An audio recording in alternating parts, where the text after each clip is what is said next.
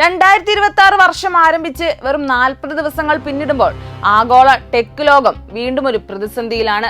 ലോകമെമ്പാടുമുള്ള പ്രമുഖ കമ്പനികളിൽ നിന്നായി ഏകദേശം 30,000 തൊഴിലുകളാണ് ഇതിനോടകം നഷ്ടപ്പെട്ടത്.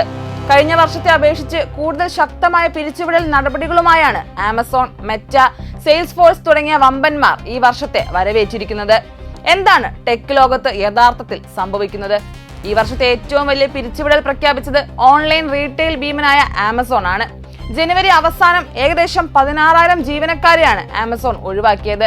കമ്പനിയുടെ ചരിത്രത്തിലെ രണ്ടാമത്തെ വലിയ തൊഴിൽ വെട്ടിക്കുറയ്ക്കലാണിത്.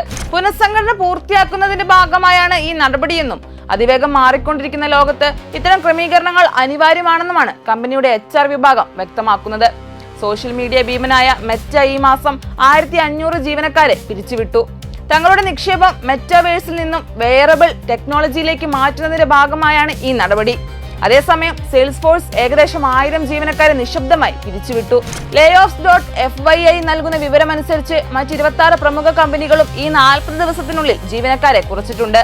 വർക്ക്ഡേ 400 പേരെയും ഓട്ടോഡെസ്ക് 1000 പേരെയും പിൻട്രസ്റ്റ് 700 പേരെയും ഒഴിവാക്കി. ട്രാവൽ മേഖലയിൽ എക്സ്പീഡിയ, സിലോ എന്നിവരും 100 കണക്കിന് ആളുകളെ പുറത്താക്കി.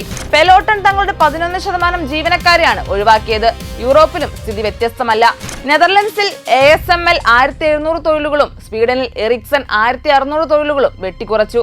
ഇസ്രായേലിൽ പ്ലേഡിക 500 ജീവനക്കാരെ പിരിച്ചുവിട്ടു. വമ്പൻ കമ്പനികൾ മാത്രമല്ല, ക്രിപ്റ്റോ മേഖലയിലെ പോളിഗൺ പോലുള്ള സ്റ്റാർട്ടപ്പുകളെയും ഈ പിരിച്ചുവിടൽ സാരമായി ബാധിച്ചിട്ടുണ്ട്. കാര്യക്ഷമത വർദ്ധിപ്പിക്കുക, പുതിയ സാങ്കേതിക വിദ്യകളിലേക്ക് നിക്ഷേപം മാറ്റുക തുടങ്ങിയ കാരണങ്ങളാണ് കമ്പനികൾ പ്രധാനമായും നിരത്തുന്നത്.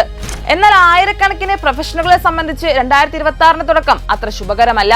ടെക് മേഖലയിൽ ഈ അനിശ്ചിതത്വം വരും മാസങ്ങളിൽ മാറുമോ, അതോ കൂടുതൽ കമ്പനികൾ ഈ പാത പിന്തുടരുമോ എന്നത് കാത്തിരുന്ന് കാണേണ്ടതുണ്ട്.